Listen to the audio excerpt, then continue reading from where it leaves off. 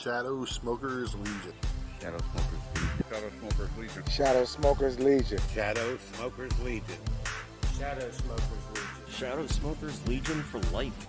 Shadow Smokers Legion! Shadow Smokers Legion. Shadow Smokers Legion. Shadow Smokers Legion, baby.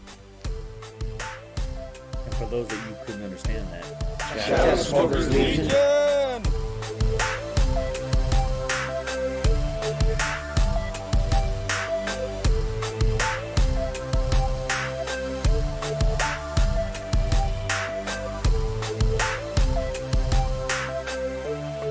Shadow Smokers Legion.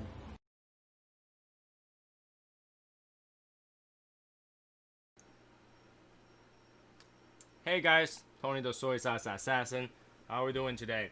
It is Monday. I just finished my long ass from 17 hour. Is it 17 hour? 8, 10, yeah, about 17 hour of meetings and calls and everything. So yeah, that marathon feels like crap. I can tell you that it feels like crap. But yeah, I finally got it done. Yeah, I got it done. So I'm here to hang out with everybody. While I'm hanging out, I think I'll have a little bit of music today because it is my relaxation time. Right, chatting with you guys is my relaxation time. So Hashimoto is smoking a nice Aganosa leaf signature selection and doing emails. Yeah, and I am actually smoking this. What is this? This is Sereno cigar. I'm gonna butcher this name. Wayfarer. F-A-R-E-R, right? Farrier. Whatever that is. So it's actually not bad. It's very cedary, a little bit peppery.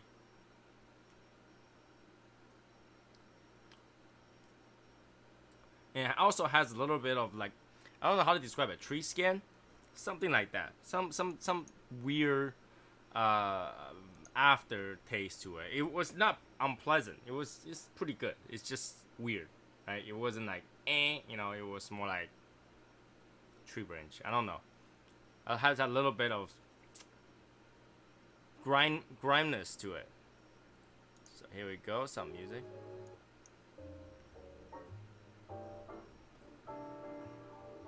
Here we go. Some piano is not bad.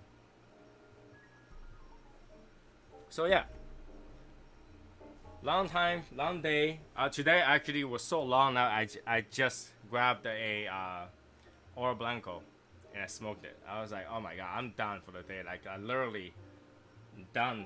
Like, can we just finish with this? Like, why is everybody scheduled time to do this? And not only that, they scheduled time, they extended the time, so it's even longer.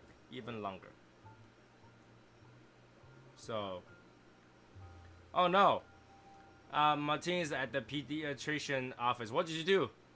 Did he get hurt or did he get sick? So, you know, it feels like Monday. Today literally feels like winter. This morning was like 31 degrees or something like that. Some stupid cold temperature.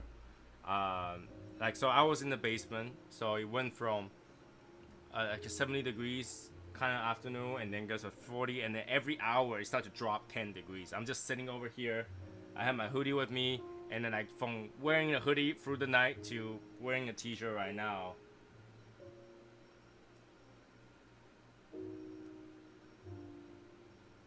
Crazy day.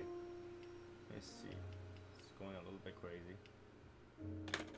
So, oh no, 103 fever. That's very high. That's actually very high.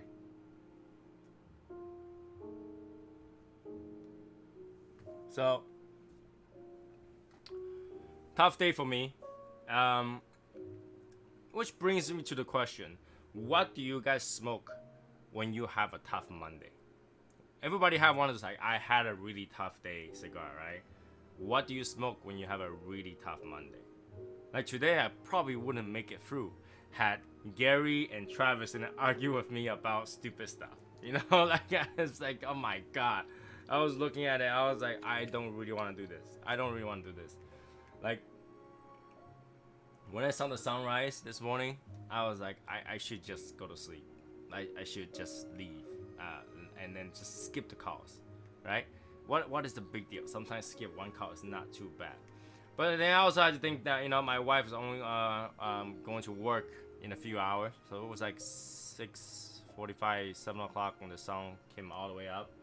I know that my wife's gotta wake up in an hour, so like if I go there, even if I fall asleep, she's gotta wake up and wake me up.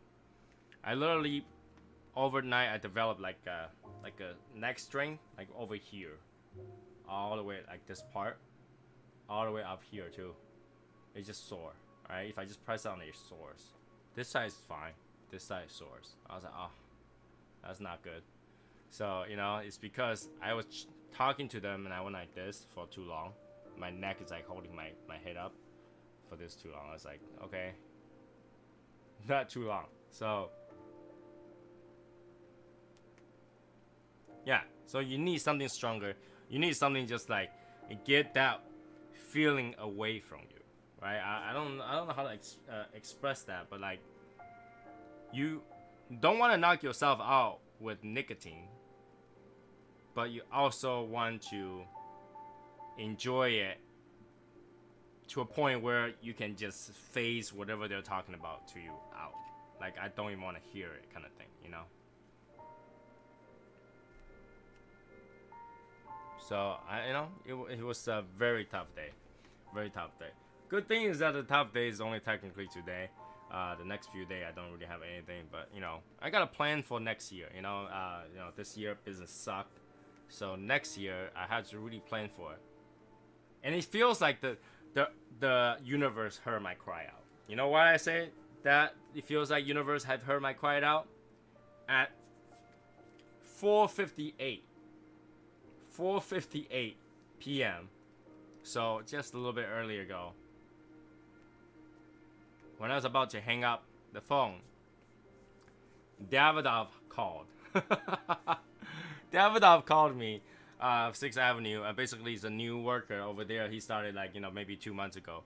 And he started to call his client. He found my name in there. He's like, hey, I think that we can really find and continue to help you again, continue to service you again. You know, keep you updated on what we have going on and all that stuff. Just like how Carlo did, you know, he tried to introduce himself to me, but I'm so tired, I don't even remember his name. I did not remember his name. I said, you know, you can text me, and I will communicate with you that way. And yeah, he said he will text me his information. I have not gotten it yet. Not yet.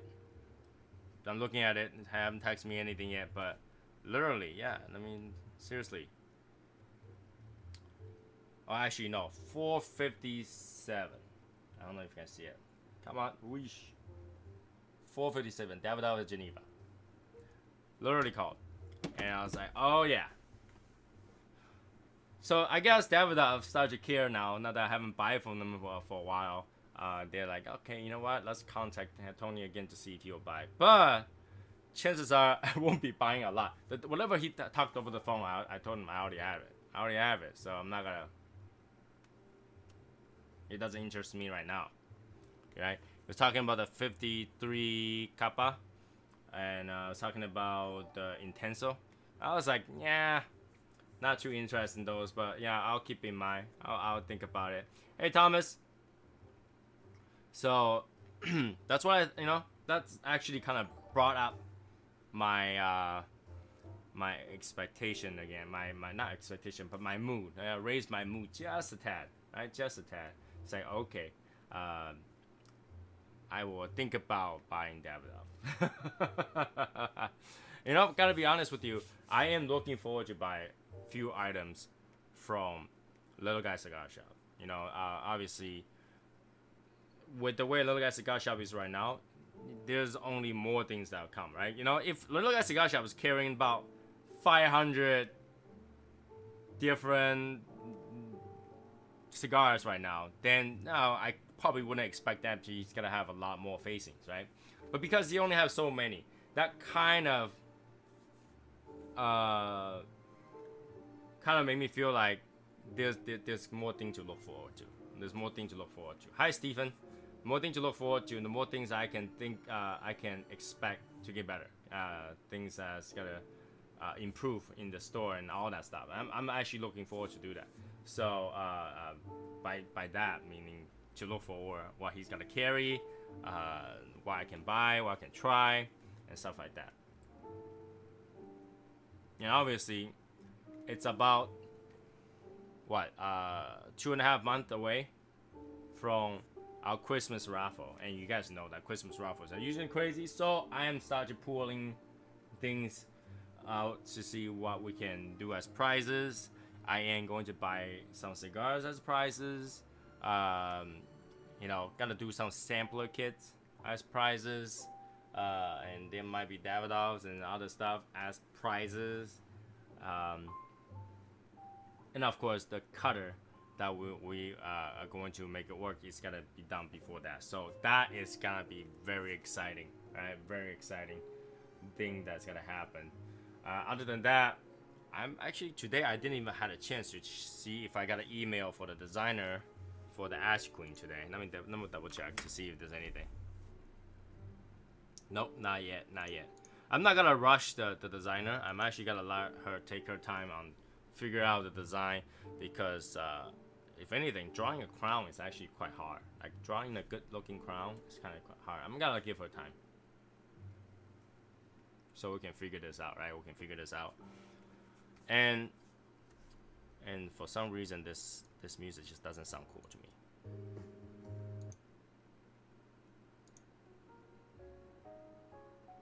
Well, I'll do this. Okay, so yeah. So I see Jacob's Ladder. It's a great smoke.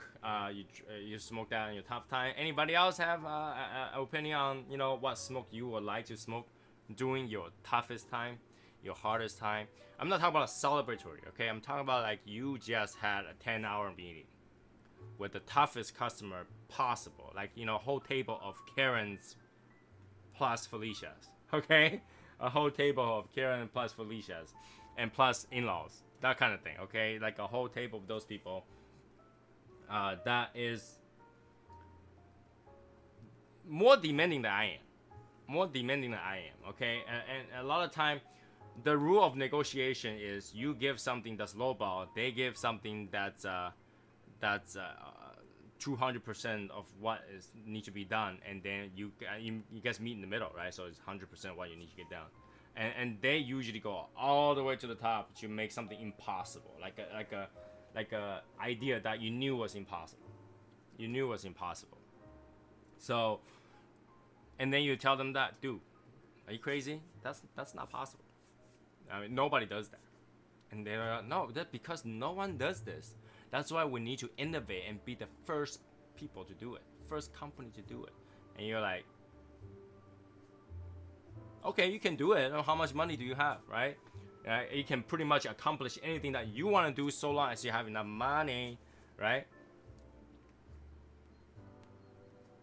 Back in the day, people want to fly. Well, you want to fly? Enough money for development, you get to fly. You get to make a helicopter, airplane, however you want to fly. You even get to do a bungee thing and shoot into the air and then come back down with a parachute. That's still flying, right?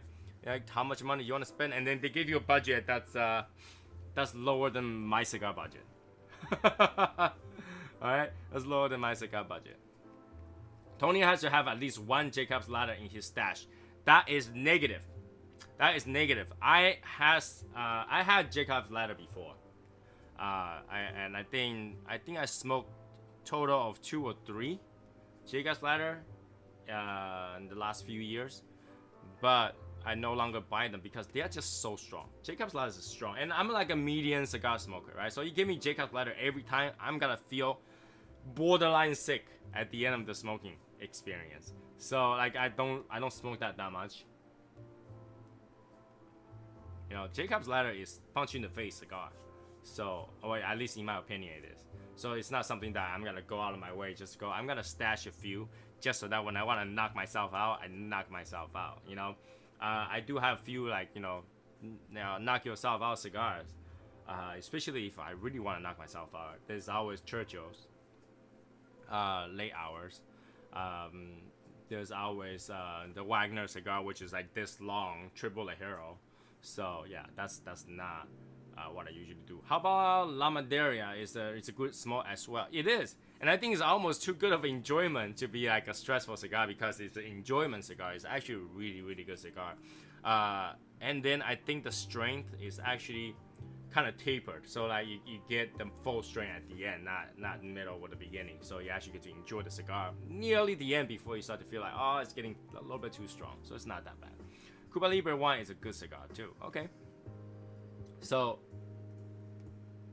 I do have some quite strong cigars in the house, in this house at least, and one of them will be like the Amazon Basin. That's pretty good. That's pretty good cigar, which is also strong. I don't know. Some people actually don't like Amazon Basin. That's one of those things. I think it's innovative, kind of. You know, save money on the bench. You use tobacco on it, and then roll in a special way and put it on there. That's kind of cool. What else? What other cigars particularly strong? There's always those power band cigars. What's it called? What is it? CAO power band? What's it called? Those are really strong. I had a few of those before. No, you know, one cigar that I know is really strong that I did not have any is one of those flathead series. Flathead series, I just flat out avoid. I knew all of them were strong. I didn't even smoke one of them. Not one. I do not smoke the flatheads. I know they were strong. Everybody that I know of smoked that either get sleepy or sick. I don't smoke that one. So yeah, that's one cigar that I avoid. It's not because it was bad. It's just because I knew it was strong. I knew it's gonna be a strong one right there. And Camacho. Was it Camacho power band? I can't remember which one just add a power band and all of a sudden just stronger, you know. But normally I smoke regular Camachos, right? The Corojo, the Connecticut, the Candela, and what else did I smoke? Those are the usual ones that I smoke. Right, because the Corojo and the Connecticut are really smooth and really nice on Camacho. And if you like Honduran cigars, I mean, that's like the only few choices on the market. There isn't a lot of Honduras cigars or made in Honduras cigars other than Camacho and Davidoff kind of thing. So yeah, this is one of the things I smoke. Camacho Candela, I really like the color. I don't know, like Candela should be all the same, right? But I feel like the Camacho Candela is almost pleasing to look at. It's very pleasing to look at, right? So when I looked at it, I smoke it. Because you had to smoke it very slowly, you had to take time to enjoy it. The color kind of mattered to me, right? Hey Pete, hey Evan. So the color kind of mattered to me. I mean, of course, there's also Roma Craft and the wasabi. I had a few wasabi. They're pretty good. Like Brendan said last time, I was just only thing I'm kind of not too satisfied about is just wasabi doesn't taste like wasabi, and people's like, oh, why do you want to burn your nose to have wasabi? But then, that's the thing, real wasabi actually doesn't burn. I don't know if anybody eat those peas, like fried peas with the wasabi flavor. They're not that spicy. They're actually pretty good. So I actually don't mind that aroma. Without the burn, you know, for a cigar named wasabi, of course. So, you know, in my opinion, if you want to name it closer to some food, it should kind of get some reminiscent of that food. Hey, Sammy! Like, I feel that way.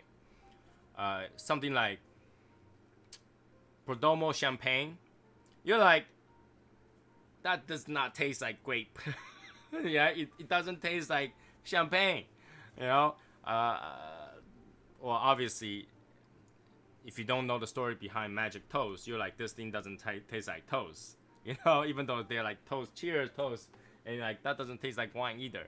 So those bothers me, right? But you know, a lot of time you'll see something like Java, cappuccino, whatever. They taste like coffee. They taste like what they say was, right? Even like the infused cigars, they tell you what they supposed to taste like, and you go, okay, from the name I can tell that tastes like that. But obviously, you know, smoking a Julius Caesar isn't gonna taste like a Julius Caesar, or Caesar salad, right? So there are exceptions, but I think that when it comes to name after food, it should kind of reminiscing over food, right? Like if you have, if you had a cigar called Earl Grey, right? It should have a little bit of the tea notes, right? I don't know.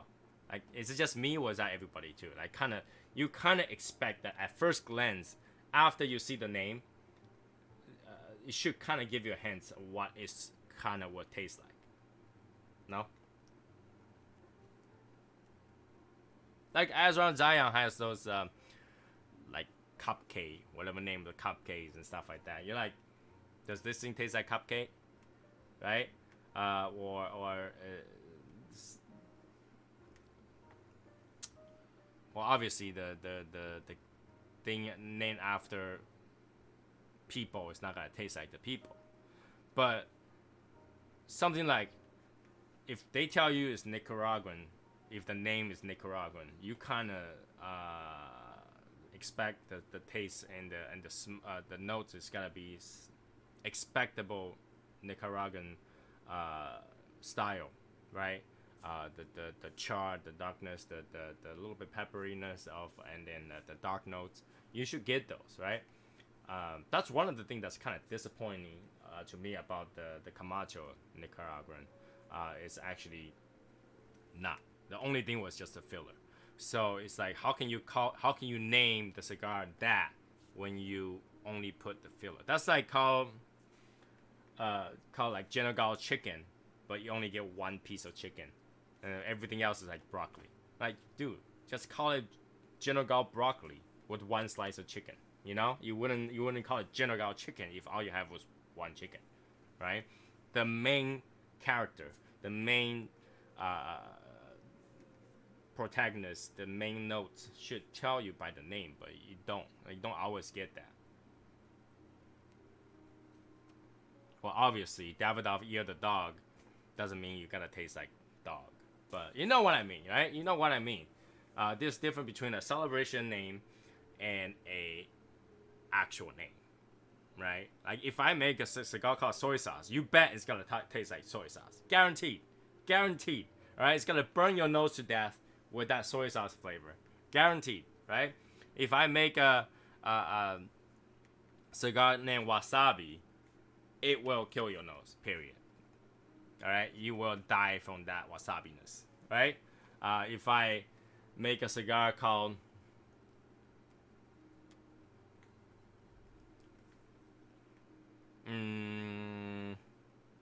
Big Mac, you bet you're gonna taste that Thousand Island sauce, right? It's like, you know, if you're gonna make a cigar that named after a food, you might want to put that food note in there. Like you blend it so that it tastes like that note, right? I obviously it will be easy to blend something like peanut butter, bread, gingerbread cookies, for Martin crayons, orange crayons, and obviously coffee, cappuccino, charred earth. Those flavor is already like, you know, known out there. You can pick up those notes on specific leaves, but to make a different kind of food taste, that might be very hard, right? Because you have to infuse them. And if you're not infusing them, there's pretty much no way. I mean, I guess the soy sauce one, you can just pick some leaf that's super salty. There are some leaf that's very salty, very distinct salty. So you can combine some char, some saltiness, and maybe find something that has a little hint of garlicness to it. You might be able to get to at least a teriyaki sauce, if not soy sauce, right? And you might be able to. I don't know. It's out to the blender and then what the blender tastes. But there's too many. Like, how many cigars out there is actually just that brand of cigar and name Nicaraguan or Nicaragua, right? Like there's the Romeo y Julieta, There is the Camacho. There is the Davidoff. And there is pretty much every brand has one that says Nicaragua. So, that doesn't tell me much other than hey, my smoke's similar. But when you have names like, let me find an example. Like, you guys know Unstolen Valor, right? Okay, how does Unstolen Valor taste like? Does it taste like Unstolen Valor? How does Unstolen Valor supposed to feel like?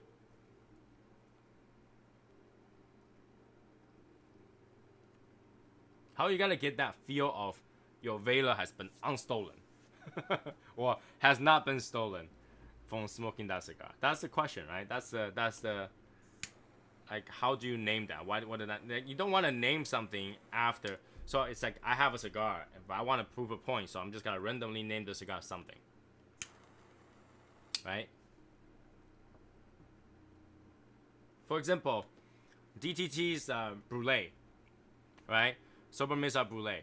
Well, Brulee is sweet, so I can kind of understand why, the cigar sweet, so you can, name it Brulee. That makes sense, right? Something like Meat Lovers Club, or it was blend for you to eat meat to go with it. So I can understand that, right? Even Cigar Dojo, even like the Davidoff Cigar Dojo crossover one, you can kind of understand. It's super peppery. It will kick your ass as if you went to a dojo. Okay, that kind of makes sense, right? But other stuff, it doesn't. Like, it's like, why do you name that other than try to get some acknowledgement, right? Like, for example, anybody know why is Murcielago called Murcielago? I mean, we know that's a bat, but why is it called the Murcielago? I mean, it doesn't taste like bat, I can tell you that. Right? It doesn't taste like bat, so why does it call a Murcielago other than the wrapper is pretty dark, and that's pretty much it. Why is it called Murcielago? Right? So there is always that kind of questions behind my mind. I'm looking at the cigar and go, why is this named that? Right? Something like Padron 60th anniversary or an anniversario, 80-year anniversary. I was like, did Padron actually existed 80 years ago? I don't think so. I don't know. I don't think so. So how do you have 80-year anniversario? And that leaf definitely didn't sit there for 80 years. So it makes you question. It's like, they did actually made this 80 years ago? I seriously doubt that. To say that today this particular leaf is the same exact thing as 80 years ago. I can't even guarantee that a banana today is the same as banana 80 years ago, right? I can't even say a soybean is the same thing as 80 years ago. You can't even, there's not one vegetable you can say, it's the same exact thing as 80 years ago, even if it's organic, right? Even if it's organic, there's no way, right? So for someone to say this is the exact blend, exact flavor as the Padron that was created 80 years ago, or 60 years ago, or 40 years ago, I don't know. Can anybody actually say that and then be very confident about that answer? Can anybody do that? I don't know. Right? And obviously, something like the Naranja Reserva, that one, orange, right? Here, just for that. Does that work? Orange.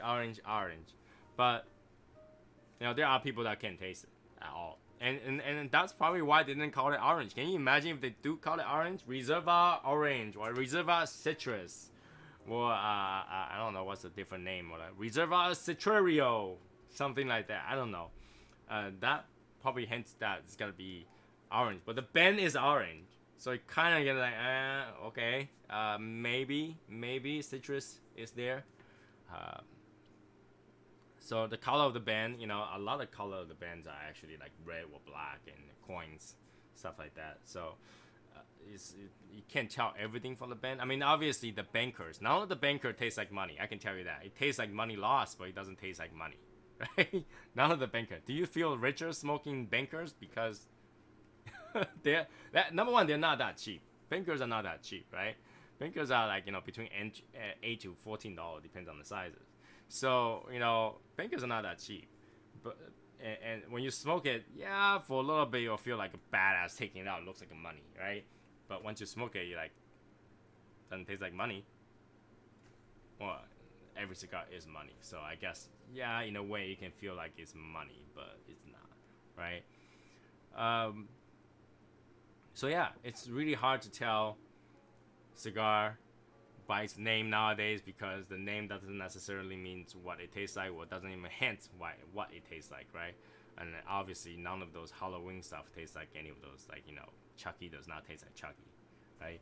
So, but you get the things like Sweet James and stuff like that. It tells you that it's sweet, right? It tells you that it's sweet, so you kind of expect something when you smoke it. It's not like unexpected, can taste that, yada yada yada, right?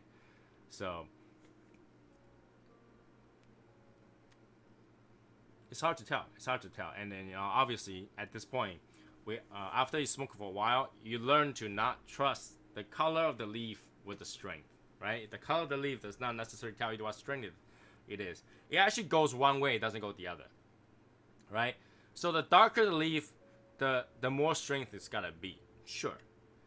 But it doesn't go the other way around. It doesn't go like the darker the leaf is gonna be lighter it is. Usually it's not. Usually the darker the leaf, you have minimal of medium, right? It goes the other way around, because we have Connecticut leaf. If you just shove some Lajero in there, it's actually very strong, right? So you can have Connecticut wrapper but have Lajero in there, it'll be super strong. So we can't trust the color, right?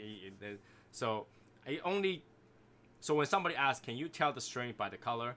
Is it darker the stronger? Yeah, they can say no, it's not true, but it actually doesn't go the other way around, right? You cannot say, hey, because this particular cigar is Maduro, and you gotta get a light taste to it, light body, no strength whatsoever. You can smoke this all day, you're not gonna feel sick. That rarely happens. I don't even think there is a cigar where I can honestly say, hey, this Maduro is not gonna have any strength whatsoever. It's actually lighter than the Connecticut. Have you guys ever gone to a cigar that's like that? Have you ever tried a cigar that's like that? No, right? Probably not, right? Probably not. You're probably not gonna find a cigar that's that way, but you'll find the other way around. You'll find a Connecticut wrapper cigar with something strong in there, and you gotta automatically be a strong cigar. So you can't even judge it that way. And like Jacob's Jacob's ladder is almost like that. You kind of don't know it's that heavy until you smoke it. It's heavy. It's heavy as hell, right? Heavy as hell. And I feel like the more I smoke cigar, the more I enjoy a lot of entry premium. Would you call that entry premium? Value premium cigars? But I've been smoking a lot of, Casa Cuevas lately. I mean, that's one cigar I smoke a lot, and I almost feel like I talked about it too much, because I smoke it a lot, and I constantly use that as a base of my conversation, or would you say the argument? Something like that, right? I constantly use that as the basis of a comparison, because there's a good range of things, right? Good range of things. And I start to realize that a lot of time you can have about the same enjoyment so long as the price range makes sense, right? Now, everybody knows when I say Casa Cueva regular Connecticut is too light for me. It's too light for me. But the Reserva Connecticut look almost the same as, slightly darker, probably one shade darker or two shade darker than the regular Connecticut has. Absolutely perfect strength for me, perfect flavor for me, and look almost the same. Like you cannot even tell if I just remove the band, you can't tell, right? Because the quality of both cigars are good, but if I put them side by side with the band removed, you probably can't tell. They're probably the same color almost, right? They'll probably look the same thing until you smoke them. So that's one of those things, like, okay, you can't trust the color, strength, you can't trust that. But I do believe that right now that $4 cigar can be of quality. $4 cigar can be of quality, but to get a more consistent quality, go with the mid-range premium cigar. Like, I think that's more consistent to me. Something between $8 and $14 range. That is very consistent of quality cigars to me. Most of the cigar that I smoke within that price range tend to give me a really good result. Now, do I get good result on $4 cigars? I do. Do I get bad result on those cigars? Yes, and it really depends on what brand. Because obviously, the less the cost, that means the less thing they do to make sure that is, draw issues, burn issues are not there and stuff like that. You kind of have to, put it out there. So I kind of just put myself into that range, right? So $8 to $14 cigar range. I think that's like a happy median to find good cigar, good price, and good flavor, and about the strength that I like. Not always the right strength, but about the strength that I like.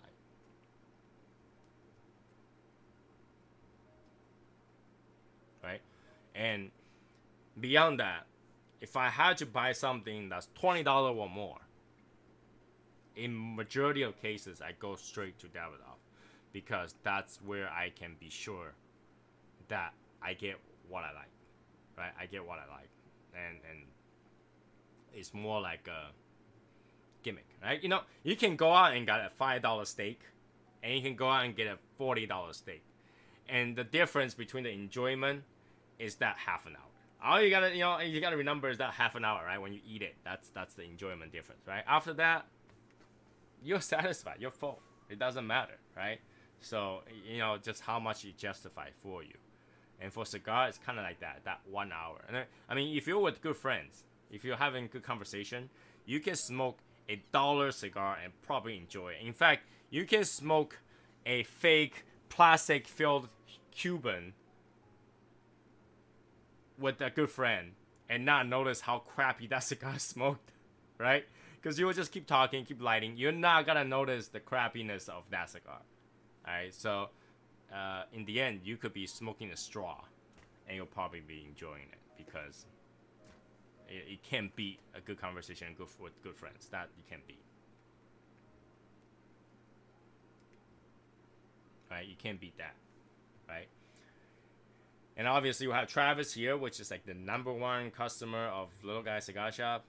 I'm telling you, Travis, one day, I'm not that far away. I'm only one down from you, okay? One down for you means that, when you're up there, all the arrows goes up, right? It does, once you hit the peak, once you get on the top of Mount Everest, it can only go down. But yeah, I do, today is one of those days where I have so much meeting, I have so much stress that I just look at Facebook while talking to my customer. My client is talking, I'm just looking at Facebook. Right, I'm typing. They thought I was typing notes, but I'm like arguing with Gary and Travis. I'm just like, yeah, I'm gonna get you. Yeah, I'm done with the call today. I'm done. I am done with the call today. I'm not picking up any more phone calls, even though it could still ring. But I'm not looking forward to any more calls. I don't have anything more scheduled for the day. In fact, after this, I'm gonna have dinner. I'm gonna rest, just hang out, think about other stuff. Something does not work, because the work, I'm done. I'm so done with the work. In my mind right now, I'm just thinking about all the fun stuff. All the things that's gonna happen later in the day, later in the month, later in the year, and I think look forward for next year, that kind of stuff. Have any of you had the famous bruise? Not that I heard of. I've never heard of it. No. I can look it up just to see how it looks like.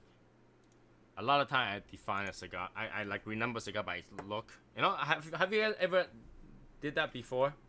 Oh, it's a whiskey. I definitely did not have that before.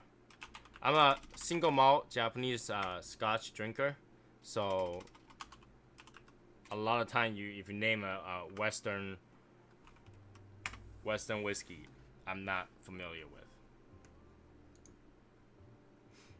Okay, I have not had this one before. It looks like a pheasant on the picture. Is that a pheasant on the picture? Fine malt whiskey, married with exceptional grain whiskey for an unusually long period, full season oak cask, thus creating a blend of smoothest possible character. I never heard of it. I can honestly tell you I never heard of it. I usually, the things I drink will be Japanese whiskey, single malt, Scotch, things like Yamazaki,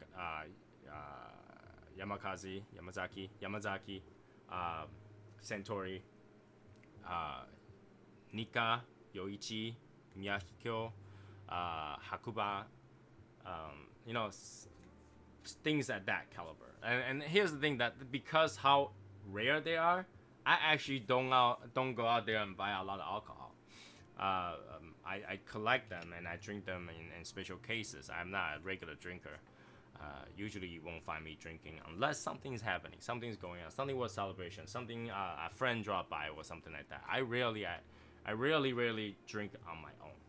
Like, I don't like to drink by myself. Because I feel like drinking is like a blade, right? You have the dull side, you have the sharp side, right? So when you're drinking by yourself, you feel sad. You feel sadder, right? You feel worse. If you're happy, you feel better, right? So a lot of time when you're drinking to wind down, you're more likely to go towards the sad side, right? You're more relaxed. You're thinking about the craps, and then you're just moving on, and then you just go towards that sad side rather than the happy side, because you're not celebrating anything. You're rewarding yourself on a hard day. So I tend to think that will drive me to alcoholism. Right, and the more sad I am, I keep drinking. The more sad I am, I gotta drink more. I don't want to get myself in that situation. I like to drink when I'm happy, when I'm celebrating something, when I'm enjoying a company or something like that, something I'm talking about. Then I will drink something. But what am I smoking tonight? I'm smoking this Sereno cigars. I can't pronounce this. Wayfarer. Wayfarer. I think that's what's called. Because it's F-A-R-E-R, right? Fairer. It's actually not bad of a cigar. You get the cedary, you get a little bit pepper, and it actually stays in the back of the throat a little bit.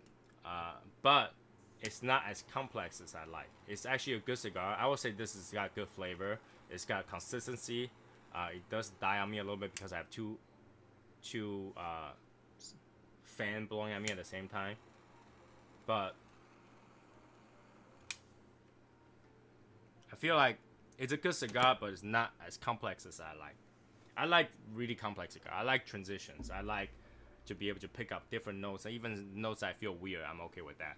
But this is just a consistent cigar. You just gotta get that cedar. You gotta get that cedar and the pepperiness. A hint of, I don't know, tree bark. Should I call that tree bark? I don't know. And it has that little bit of gritness to it. I don't know. Mouthfeel ish. That I think this cigar is. It's a good cigar. For some people, I think this could even be a daily cigar because it's such a consistent thing throughout, from the beginning to even the middle right now. That, if you like one flavor, you like consistency, you don't like tradition, you like the type of person that like to smoke even Lanceros because you get that one flavor throughout, that's the one that you might like.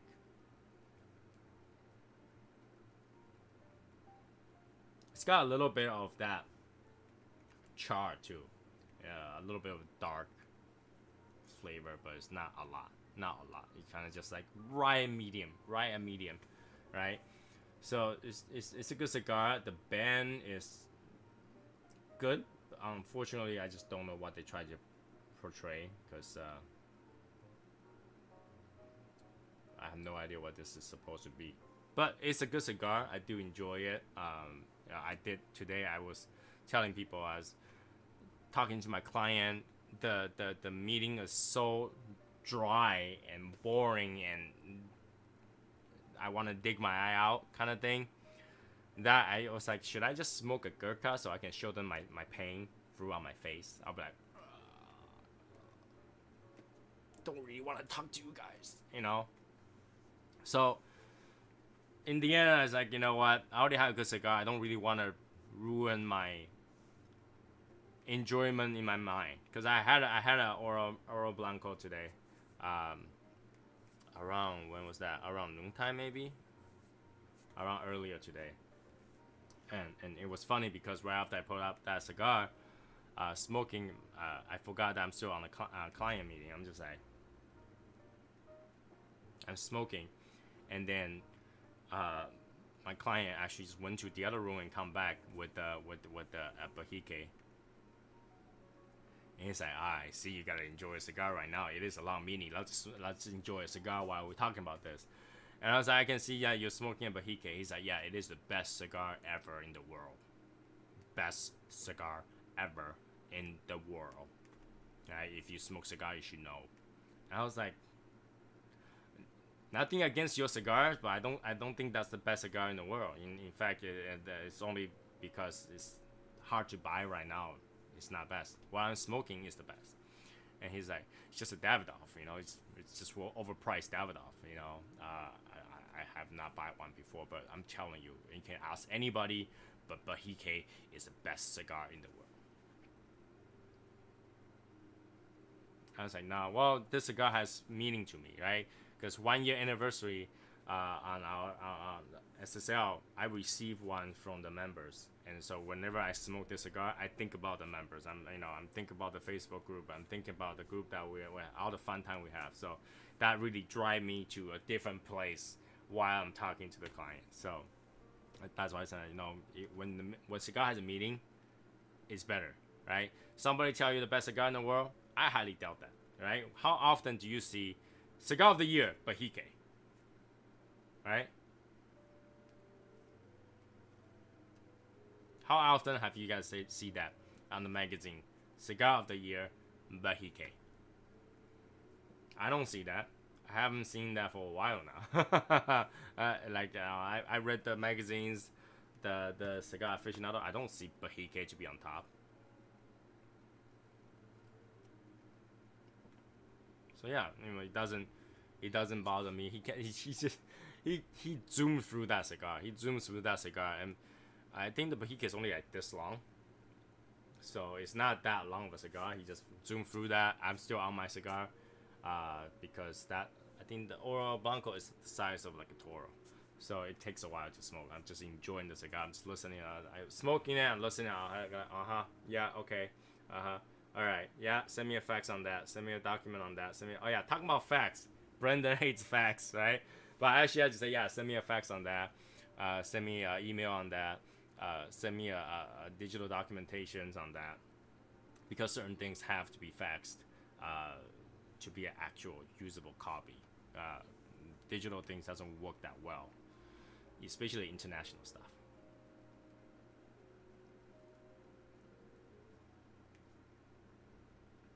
But yeah, even though when they send it to me on a fax, it goes to a digital thing. I had to print it out anyway. You know, that what's funny is that when they send it to me, it's sent to a digital fax box. And I go in there and I download it and I print it out. So, you know, I will show you guys how it looks like, except that this document on it, I can't show you guys. But, you know, I still print it out. You know, I really don't see a reason to, but people still use fax, especially finance company. A lot of corporation will still use fax because you need to have a sign-off signature on it. You need to have a sign-off signature, physical sign-off signature on it. So,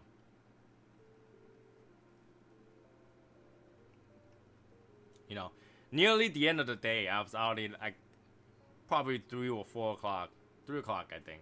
I'm already like not on the meeting anymore. The meeting's on. I'm literally just like, whatnot, you guys gotta be finishing talking. Like a lot of stuff they talk about could be done on the email, and I'm just listening to it. I'm just like, when is this gonna be done?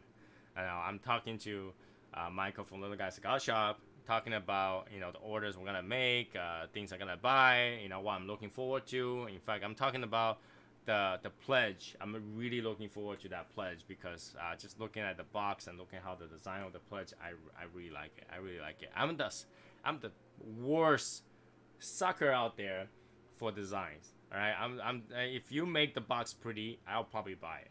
If you make something pretty and shiny, I'll probably buy it. I'm the kind of guy, Asian, like everything shiny. If it's shiny, you buy it. If you put the word limited, I buy it. If you just tell me that something's rare and hard to get and impossible to find, I probably end up getting it just for the heck of it. So I'm one of those guys. And from that, I look at it as, oh yes, a good example is I remember Brendan went on a streaming with Grand Habano for Blue and Green. And when I saw the box on the stream, I was like, I need to get one of those, like now. Maybe yesterday, but I need to get one box of those. So.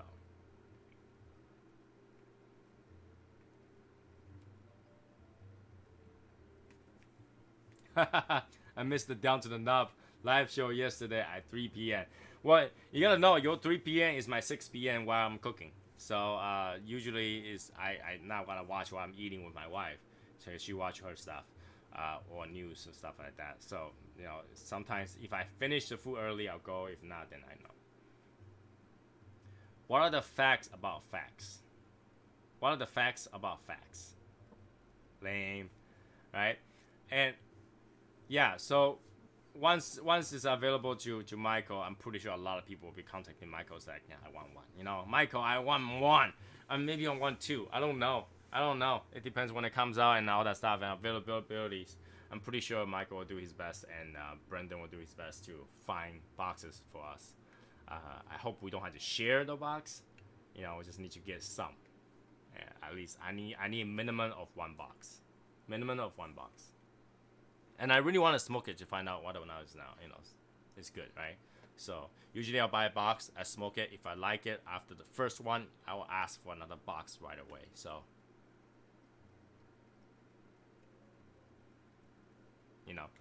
and if I have extras, that might end up in raffle. Who knows? That's well, that depends when, because box are 10 counts, so that's actually not a lot. Not a lot. Usual box are like 20 count, 25 counts. So yeah, 10 count might not be enough. I might need 2 boxes. Yeah, so yeah, keep in mind I might need 2 boxes. Yeah. So EP Carrero have beautiful package. I will agree with that. I mean, there is one EP Carrero that I asked Brendan before that has half and half. It has an EP sign right in the middle of that box. I don't know what happened to that when I asked him, but I already forgot about it because it's been so long.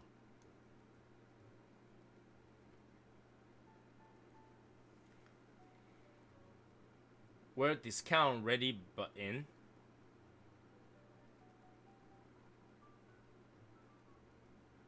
I don't know about that one. I don't understand that, Albert. I have no idea what you're talking about. So yeah, once in a while, I mean, I guess going back to the topic. Hey, Nunnery! Going back to the topic is that when I have tough time, when I have a really tough day, when I feel like today I can't wait for it to end because it just suck. Like I just wasted half my day. Literally, 16 hours? That's a long time. 16, 18 hours. I can't remember how many hours. From midnight last night all the way to 5 this afternoon. So midnight, 12, 5, 17 hours. That was tough. 17 hours on and off.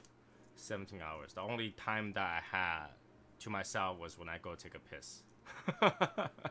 When I go take a piss. Literally, the conversation got so dry. I was like, you know what? I'm gonna take a bathroom break, and then I didn't actually go to the bathroom. I went out there and grabbed the trash can in. I was like, shit, I don't really want to be there. And those times I want to smoke something that I usually don't smoke. So I think about what have I been smoking lately, and I avoid those.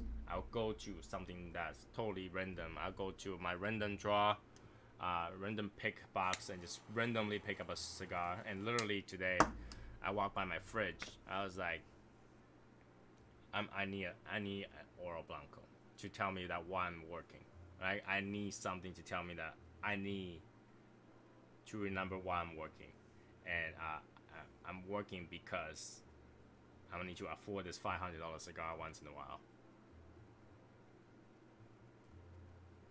You know, so that was today was an interesting day. I rarely have 17-hour worth of calls.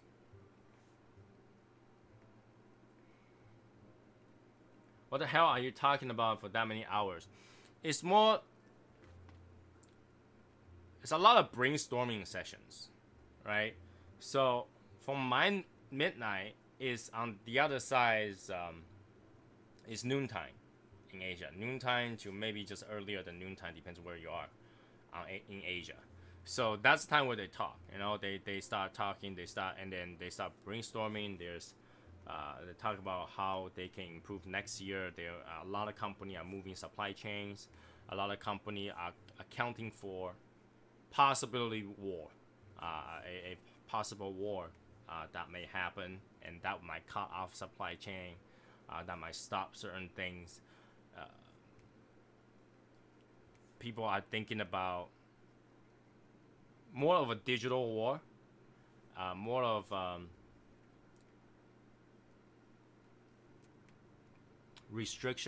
trade restrictions, especially how we are seeing right now is that there are some companies had to think about whether or not to use certain technology in their companies. They have to know that what they're using doesn't restrict them from selling whatever they are selling to the U.S. because U.S. is a big consumer. All right, U.S., UK, so basically the whole EMEA region, APAC region, and the North America region is the one they had to make sure that all those things are safe, even if a war to break out, right? You don't want to have because U.S. and China have a war, so anything between Taiwan, Japan, Korea, Singapore, Thailand, Vietnam, all get affected. So you have to kind of think of where you gotta put things, right? If you put in India is the worst place to put things right now. India is always developing. They always think you can put supply chain there, yes, but India is also what we call inconsistent. Now, what does that mean? It means that their turnover rate is so high that you cannot put anything of skill over there. You can only put things that's monkey see, monkey do over there. But if you put anything of skill over there, the turnover rate is so fast, so quickly that you might end up having chance that the entire factory, nobody know what they're doing. There's that chance of happening. So you don't want to put anything in India. And India is having some serious war, like physical war with China right now. So it's not a safe place to put things, okay? It's not a safe place to put things. Right? And obviously, I can go more in depth about that, but there is some insider information that I don't want to get in trouble for. Especially some stock is gonna fly up and down in the next 3 months, and I can't disclose that information because those were involved in that. But yeah, just a lot of planning, a lot of thinking, a lot of what can be announced, what cannot be announced, what we're doing this, and plan A, plan B, plan C. And usually in that cases is that I will play the bad guy, right? So they will come up with all these ideas, and I'll shut them down one by one with what if this happened, what if that happened, what if this and that happened, and those are going to crap. So you have plan A, we'll do this, but I'm gonna tell them what if this happened. Okay, here we go, plan B. If this happened, we'll go to plan B. If that happens, we'll go to plan C, right? If combination of this happen, we'll have plan D, E, F, right? Hey, Pure Life. Now, coming out with those kind of idea, brainstorming, testing if each idea is gonna work, takes a long time, right? Because I will tell them, all right, what if in this situation, let's say tomorrow we sanction this product, what you gonna do? right? What you gonna do? And then they will write down the no, and then they'll people will be like, hey, I think that in that case we can move the supply chain to here, but you gotta build the supply chain ahead of time. So all that, and okay, so let's say if you build ahead of time, what is the budget? What budget do you have to put it over here, right? Can we afford this right now? Can you afford to move the supply chain from one place to another? And you know, to build the factory, do you have the technology? Where do you have to buy the technology from, right? And the biggest thing right now is semiconductors.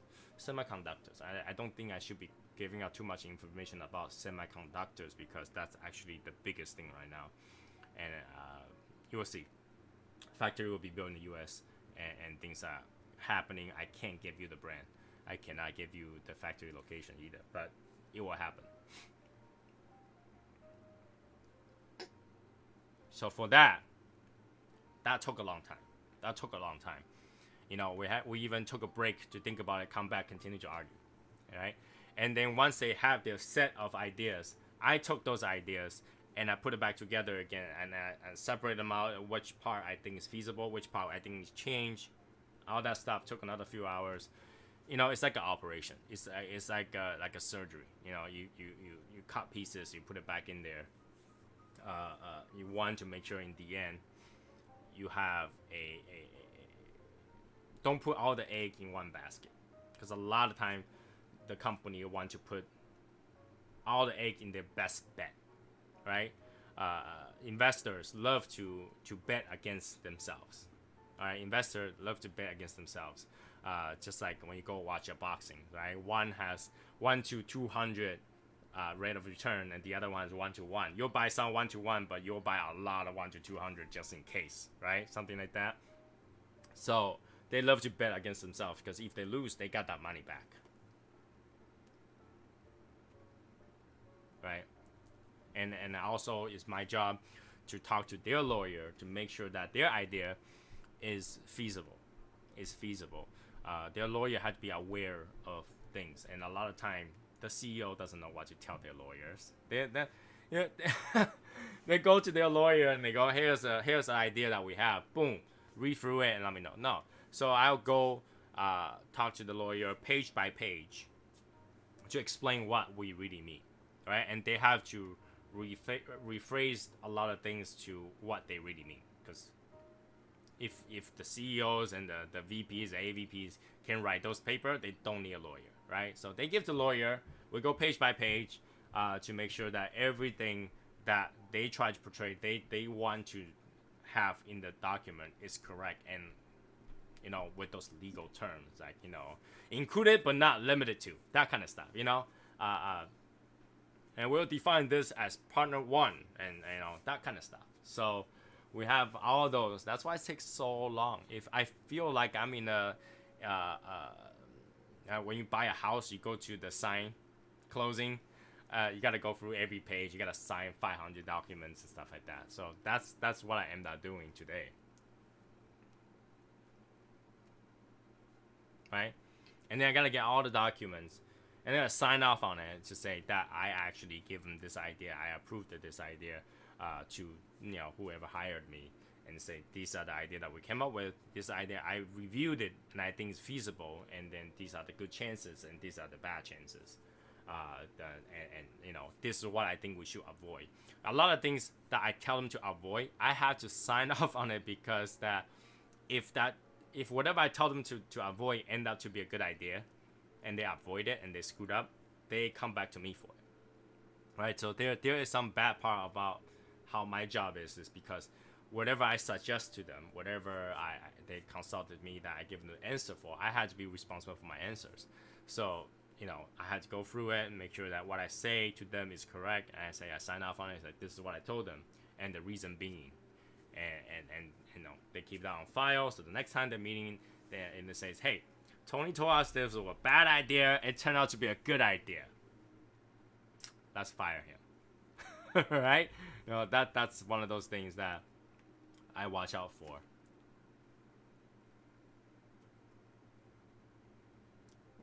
Part of my job. Even though, you know, I would love to bill them for the hours. Right now, in the beginning of the year, I was charging $0 for all consulting because things are going bad. things are going really, really bad. And the company don't even know if they're gonna survive. In fact, I think 3 of my clients closed at least one of their companies. Right? Document conditions, I'm sure those may not always be the same. Yeah. So in the beginning of the year, they're losing companies, they're closing down factories, they're laying off people. Like, I literally was working for free. I was like, hey, I won't bill you for any of the time that I spend. Let's get this, like, go through this tough time, right? And right now, nearly the end of the year, they are looking forward to 2021. They're looking forward to development. They're looking forward to chances. What is there that they can go with? What is the option? Is there possible that they can transition to another way of operations and stuff like that? And that's when I can start billing them. But I'm billing them at a discount, so so really you'll have to work this out.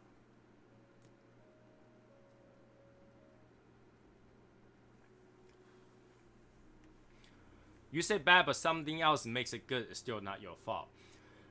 They don't usually fire you because you had an idea that you had a opinion about something that being bad, but turned out to be good. But they use it so the next time when I say the same thing, something similar, they will say, well, last time you say this was bad. How can you say this was good this time? Well, last time you said that was bad, it turned out to be good. Why will you say this time was bad? Right? And a lot of time I'll give them the same logic and tell them why, how I feel is risky, how I feel like, because I'm a more risk-driven person. I'm very pessimistic. I'm a pessimistic person. I always think that something always gotta go wrong. Because, if something's gonna go wrong, it will, right? So I always give them the chance of things go wrong. I give them a high chance, right? Why would you want to go to something that has a high chance of going wrong than, high chance of going good? Yeah, 12 people on. There was 13 before. So, right? Murphy's Law, yes. So I always go with things that has the least risk so that you can have a stable growth. I don't like when company goes like this, because once you go like this, you're going back down, right? I like to have like a steady growth, and that's what I usually like. And I tend to work with the company so that they grow this way, not like that, because great return, huge tank, no investor is going to be happy with that.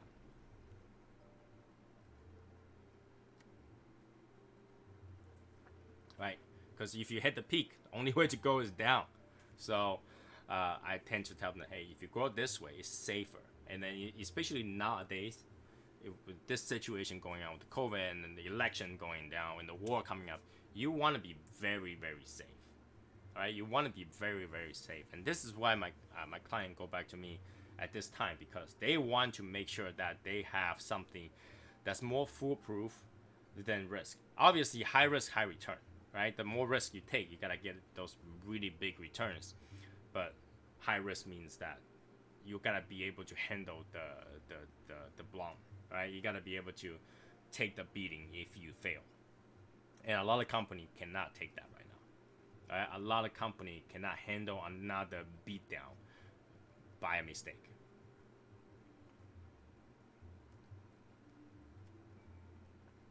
Yeah.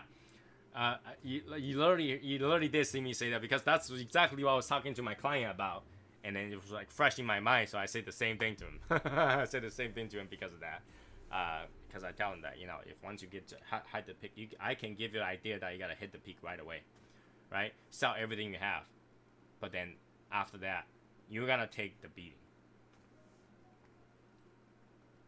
I'm quite fond of high risk, low return, more adrenaline. Well, yeah, if you can take that, sure.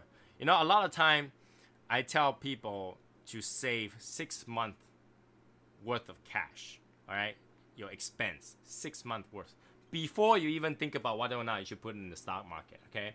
If anybody want to put the money in stock market, make sure you have so much cash that even if you, the money that you put in the stock market, you got to be able to be content with the fact that it could go to zero or negative, right? Majority of people isn't gonna ever go to negative. All right, the only chance to go negative is if you day trade, if you short the stock, right? But here's the thing: If you're waiting for a stock to generate you money without day trading, without actually doing shorting, you're not gonna make that kind of money. Right? Just think about it this way. If you have $100 per share, you have 100 shares, right? If it goes up 1%, right? You're only making $1 per share. 100 share, congratulations, you make $100, right? That's not a lot of money. That's not a lot of money. The only way to do that is to repeatedly make that $1 on and off throughout the day, right?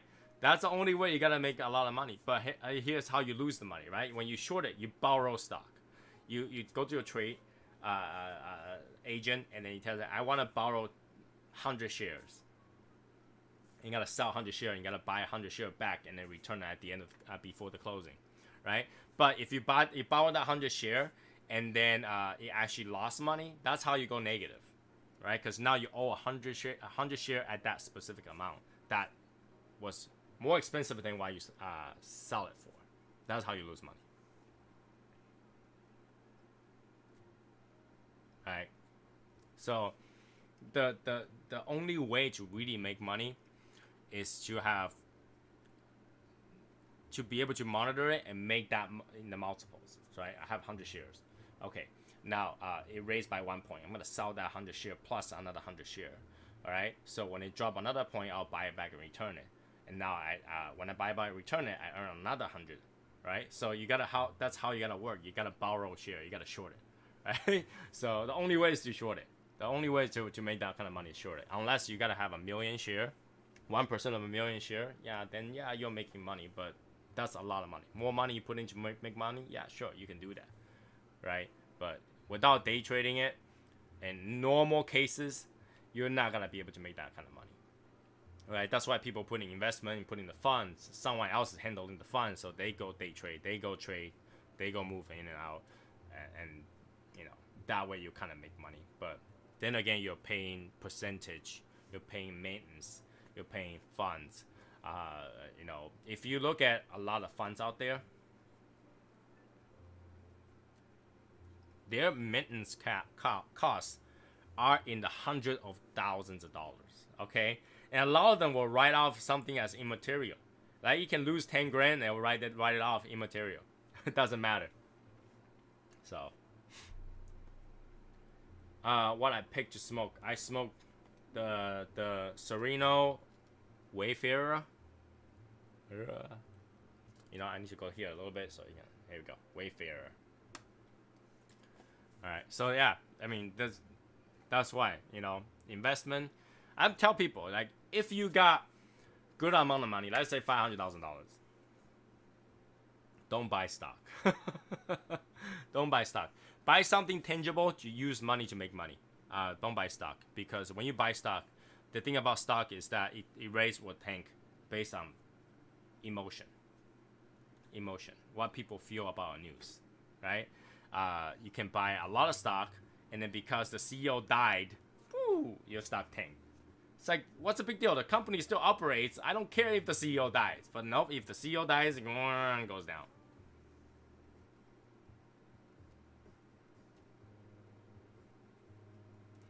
You're freaking out great. Yeah, well, that's why Michael keep his bald.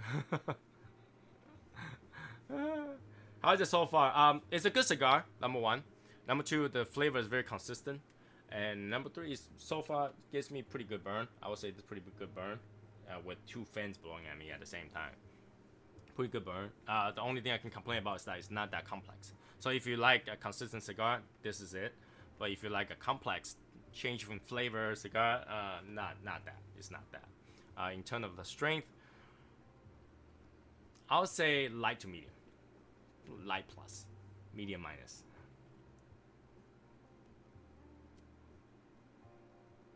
Right? So, oh yeah, hey, Hashimoto, why did you walk away? If you walk away, you don't get to listen to things, Something like,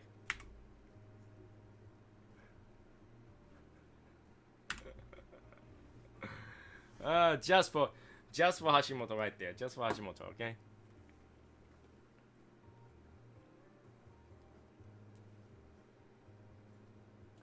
So yeah, that's my day today. Enough venting, I guess. I mean, somewhere between having a hard day to explain what I do throughout the day and why I'm doing it. But yeah, it's a medium-ish. It's a medium-ish. It's a good cigar though. It's just that there's not a lot of craziness to the cigar. Right? A lot of craziness to the cigar. I had to meet the demand of the viewers. The demand of the viewers is demanding to hear Hashimoto and oranges.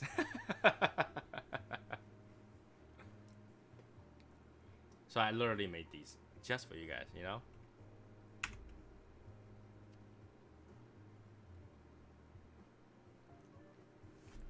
So yeah. That's it for me today. I think that, I had time to enjoy the cigar. I'm just gonna finish up this cigar and go and cook for some dinner. So I hope you guys enjoy today. I hope you guys enjoy the rest of the day and have good dinner and rest, right? I don't know if Travis is gonna do his basic meeting chat thing tonight. I don't know. I do want to say that if you're in the Texas area and all that stuff, I think the hurricane is coming. So hurricane is coming. Just make sure be safe. All right. Announcements. Not much announcements, I guess. The only thing is to remind you guys, the cutter, make sure you pay before October 3rd. If you want to get on the list, you need to get on the list like now, right? Because I'm literally ready to place the order. I don't want to have to change it, and it's gotta be a one-time customized cutter. We're not gonna order more. All right, we just gotta do that. So if you're not on the list, you're missing out. I don't want you to hear in a few days that, hey, I didn't know about it. No, the video's here, all right? The video's here, so put it out there. If you want the cutter, you want to get on it quickly, you want to let me know or place a message. Send me a message. We'll place around the post itself so that I can add you to the list. That way we can have everything settled. And to make sense for you guys, not only you'll get the cutter, you'll also get a sticker to go with it. I believe. Yeah, you'll also get a sticker to go with it. I only have 50 stickers, so 50 people will get stickers. Okay, 50 people get stickers. I might just make more of the stickers to go with it, but we'll see what happens. Okay, so yeah, have a good one. I'm gonna get off now. I'll see you guys on Wednesday. Tomorrow I won't be on because I'm actually thinking to take tomorrow to sleep. Tonight just too late, so I'll sleep tomorrow. So I'll rest in tomorrow. I will see you guys on Wednesday night, usual time, 9 p.m. Eastern time. And most likely, Michael will be busy, and Brendan will be at his Bible study. So we'll just have a regular small chat. Yes, first 50 gets a sticker. First 50 gets a sticker. All right. So yeah, that's it. I will see you guys next time. Have a good one. Have a good night. Be safe. Behave as usual.